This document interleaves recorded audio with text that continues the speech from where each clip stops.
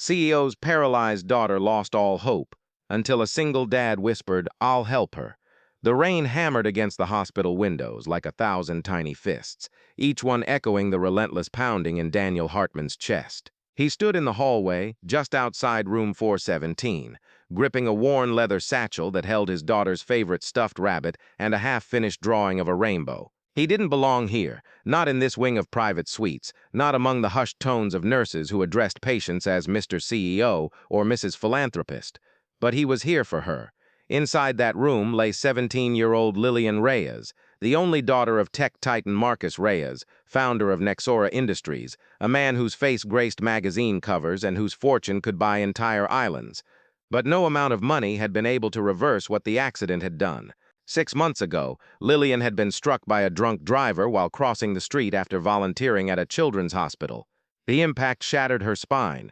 The doctors said she'd never walk again. And Lillian, she stopped speaking 3 months ago. Not a word. Not even to her father, who flew in specialists from Switzerland, Japan, and Germany, who turned their Malibu estate into a rehabilitation palace, who cried in boardrooms so no one would see. Hope had left room 417 long before Daniel ever stepped foot inside. Daniel wasn't supposed to be there. He was a janitor, a single dad, a man who clocked in at 5 a.m., mopped floors stained with coffee and grief, emptied bedpans no one else wanted to touch, and clocked out just in time to pick up his 8-year-old daughter Maya from after-school care.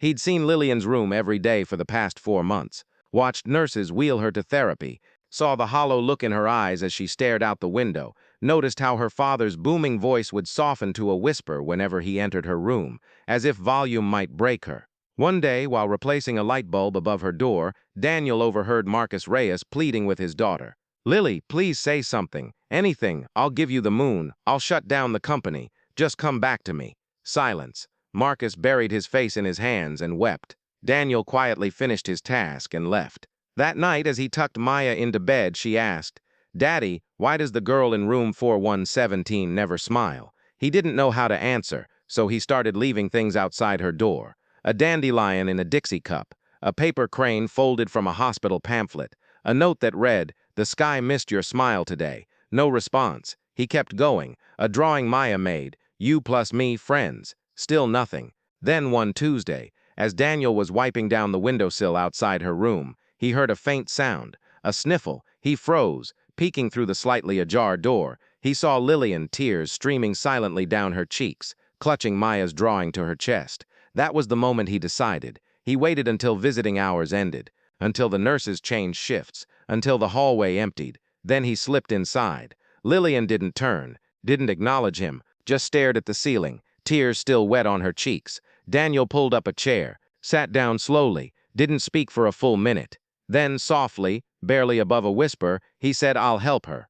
Lillian's eyes flickered toward him. He didn't mean "I'll help you." He meant her, Maya, his daughter, the one who asked why she never smiled, the one who still believed in magic, in rainbows, in second chances. "I'll help her, help you," he clarified, voice trembling. "She's stubborn, like me, and she won't stop until you laugh, or yell, or throw something at her, whichever comes first." A ghost of a smile touched Lillian's lips, the first in months. It lasted half a second, but Daniel saw it, and that was enough. He came back the next day, and the next, always after hours, always with Maya in tow. At first, Lillian refused to look at them, but Maya didn't care. She brought her crayons, her sticker books, her off-key renditions of Disney songs. She'd sit cross-legged on the floor beside Lillian's wheelchair and chatter like they were old friends. "You know what my daddy says?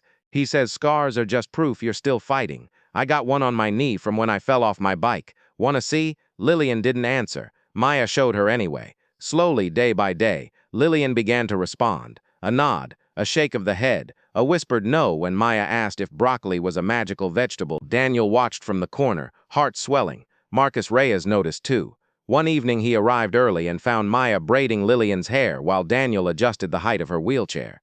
He stood in the doorway, stunned. "Who are you?" Marcus asked, voice thick with emotion. Daniel stood, wiping his hands on his janitor's pants. "Daniel Hartman, sir. I work nights. This is my daughter, Maya." Actually laughing as Maya pretended to be a clumsy fairy trying to cast a walking spell. "I don't understand," Marcus whispered. "Months of therapists, specialists. Nothing worked. How did you?"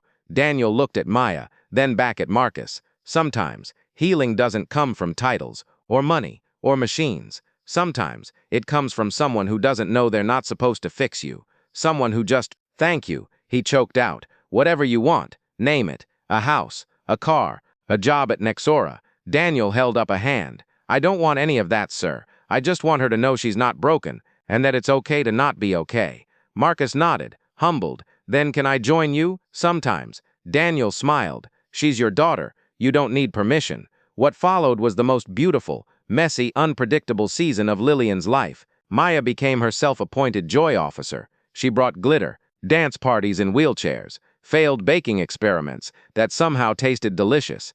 Daniel taught Lillian how to use adaptive tools to paint again, something she loved before the accident. They turned her hospital room into an art studio. Canvases leaned against IV poles, brushes taped to her fingers, colors splashed across walls. Marcus had once insisted stay sterile white, and Marcus, he showed up every day, not as CEO, not as billionaire, but as dad. He learned to braid hair badly. He memorized the words to let it go. He sat on the floor and let Maya paint his face like a tiger. One night, as Daniel was helping Lillian stretch her legs, something she'd begun trying again despite the pain, she whispered, "Why did you help me?" Daniel paused. "Because my daughter asked me to." "That's it?" He smiled. "Sometimes the purest reasons are the smallest ones." She looked down. "I thought no one could reach me."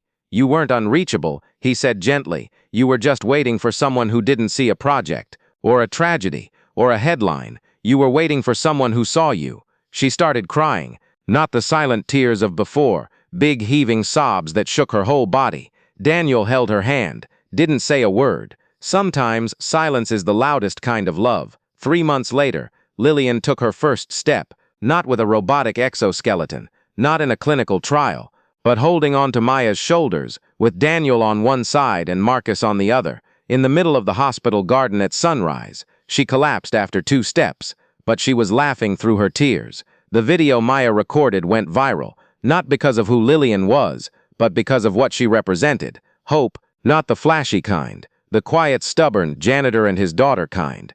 Marcus offered Daniel a position heading a new foundation, dedicated to accessible art therapy for disabled youth.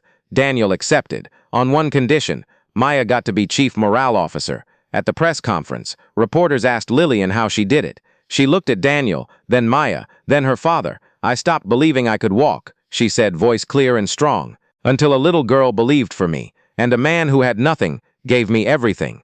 Daniel wiped his eyes.